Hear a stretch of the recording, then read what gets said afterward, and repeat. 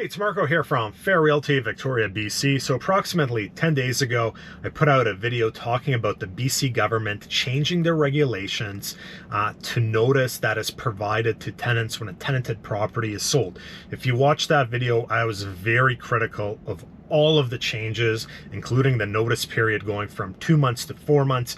4 months notice would have essentially made it impossible for first-time buyers requiring CMHC insurance for financing to purchase a tenanted property without taking some huge risk, because it's not possible to secure mortgage financing that far in advance. Well, guess what happened this week?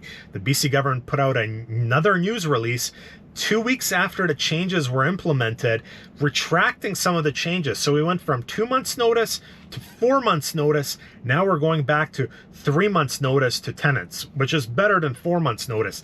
There were also some things they changed in the background that I was very critical of that they didn't put out in the media release. For example, they canceled the requirement that a contract of purchase and sale between the buyer and the seller has to be provided to the tenant. What happened?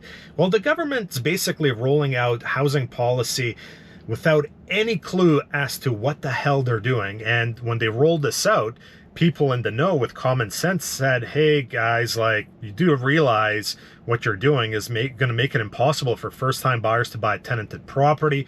Probably someone that knows privacy laws and rights said, guys, giving the contract of the purchase and sale between the buyer and the seller to the tenant, there's some major issues with that. So they canceled that. The synopsis of all of this is the government has no idea what they're doing on housing policy. At this point, they're trying to buy votes, and that's simply all they're trying to do, because they're rolling things out on the fly without consulting anyone. And the problem when you introduce policy without talking to anyone, you introduce bad policy. That's going to be detrimental to owners, to tenants, to everyone in general.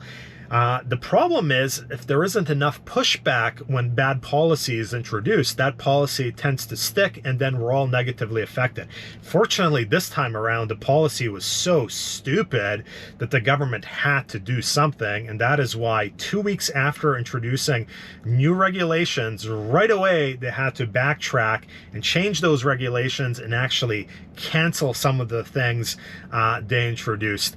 I'm very worried going forward if this is how government policy is going to be introduced on a complete fly-by-night, no consultation, no research, no common sense. We're kind of truly screwed in this province long-term, in my opinion. That's it for this week. Marko, Juras, Fair Realty.